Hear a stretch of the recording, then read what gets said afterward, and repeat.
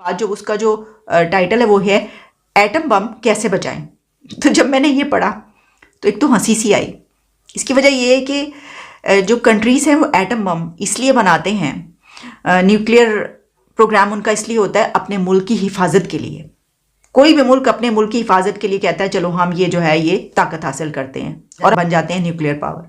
लेकिन हमारा मुल्क दुनिया का वो पहला और आखिरी मुल्क है कि जो अपने एटम बम की हिफाजत करनी पड़ रही है। जिसको आप लोगों ने तहरीके तालिबान पाकिस्तान को एक बार फिर ताकतवर होने का मौका दिया, उनसे बातचीत की, उनको भत्ता तक देने का इल्जाम आप लोगों पे लगा दिया गया।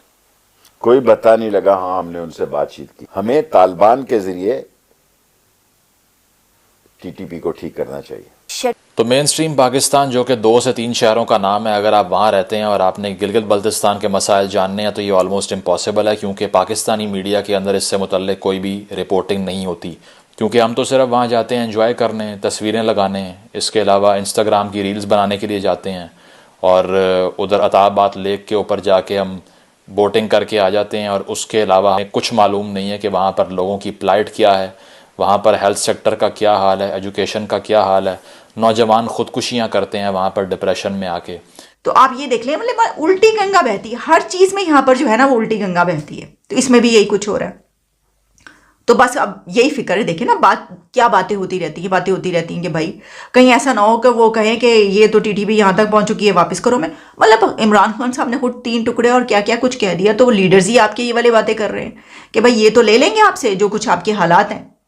तो हमें तो ये फिक्र पड़ गई अब इसकी हिफाजत कैसे करें। जिसने हमारी हिफाजत करनी है हम उसकी हिफाजत करें। वो ये कहते हैं कि यहाँ पे रेजिडेंट्स को बिजली नहीं मिलेगी तो और किसको मिलेगी। ये वही ग्रीवेंस है जो बलूचिस्तान के लोग करते हैं कि गैस हर पाकिस्तानी को सुई गैस मिलती है लेकिन सुई के शहरियों को नहीं मिलती।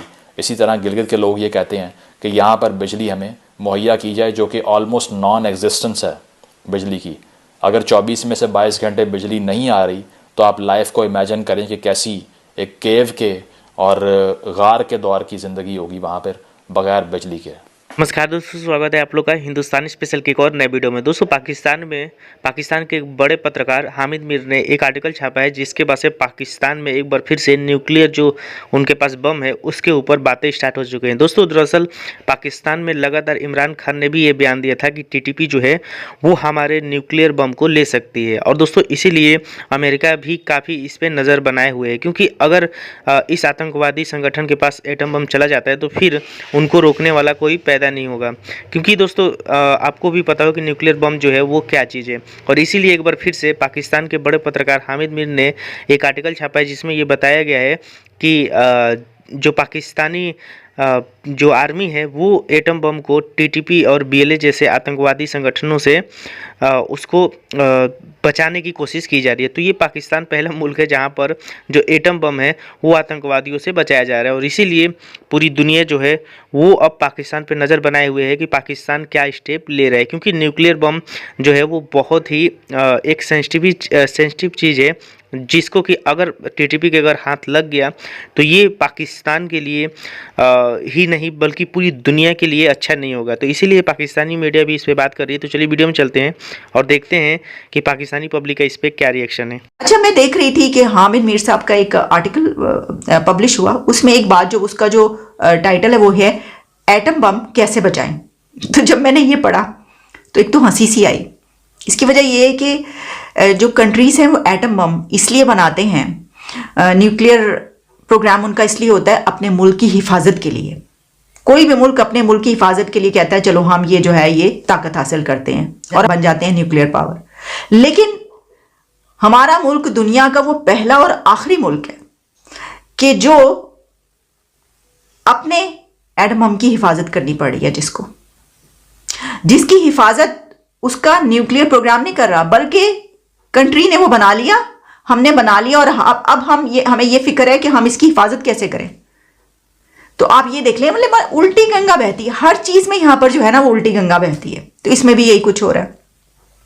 तो बस अब यही फिक्र है। देखिए ना, बातें होती रहती हैं कि भाई कहीं ऐसा ना हो कि वो कहें कि ये तो टीटीपी यहाँ तक पहुँच चुकी है, वापस करो। मैं मतलब इमरान खान साहब ने खुद 3 टुकड़े और क्या क्या कुछ कह दिया, तो वो लीडर्स ही आपके ये वाले बातें कर रहे हैं कि भाई ये तो ले लेंगे आपसे जो कुछ आपके हालात हैं। तो हमें तो ये फिक्र पड़ गई अब इसकी हिफाजत कैसे करें, जिसने हमारी हिफाजत करनी है हम उसकी हिफाजत करें। Now this is unbelievable but this is reality.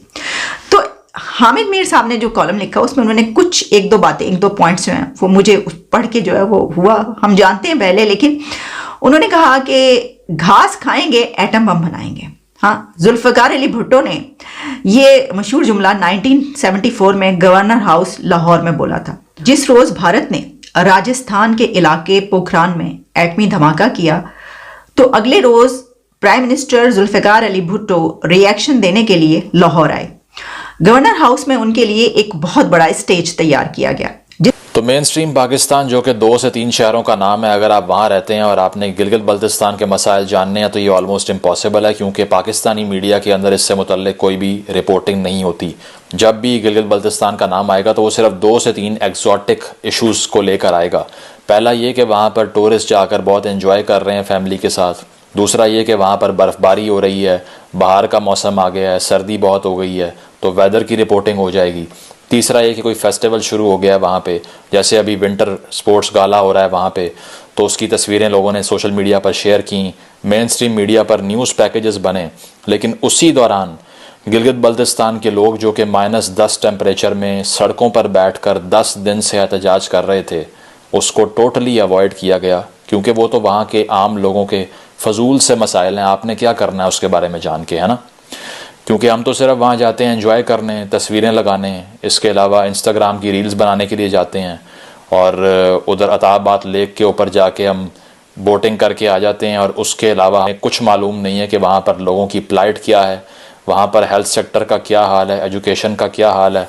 नौजवान ख़ुदकुशियाँ करते हैं वहाँ पर डिप्रेशन में आके, वहाँ पर डेवलपमेंट कितनी हो रही है, वहाँ पर आम लोगों के ग्रीवेंसेस क्या हैं, इस बारे में जानने में हम बिल्कुल इंटरेस्टेड नहीं हैं, क्योंकि हमारे पास टाइम नहीं है। तो आज बात करते हैं कि ये एहतजाज जो रिसेंटली हुआ, जिसमें हज़ारों लोगों ने शिरकत की, इसकी वजह क्या है, और दूसरी चीज़ ये कि इसको लीड कौन कर रहा था। तो पहली बात तो ये है कि इसकी रिपोर्टिंग हिंदुस्तान में होती रही है, मुख्तलिफ चैनल्स पे मैंने देखा हिंदुस्तान के इसको रिपोर्ट कर रहे थे, लेकिन बिल्कुल डिस्टॉर्टेड।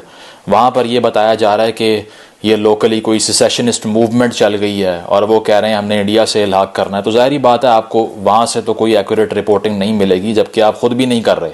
दोस्तों, जैसे कि आपने इस वीडियो में देखा कि जो पाकिस्तानी मीडिया है उसका ये कहना है कि क्योंकि जो टीटीपी अफगानिस्तान और टीटीपी पाकिस्तान का जो एक गठजोड़ है वो सामने आया है, और इसीलिए बताया ये जा रहा है कि आने वाले दिनों में जो टीटीपी अफगानिस्तान है वो पाकिस्तान के जो एटम बम है उस पे कब्जा करने की कोशिश करेगी, और अगर ऐसा करने में वो सफल हो गई तो ये पूरी दुनिया के लिए खतरा है।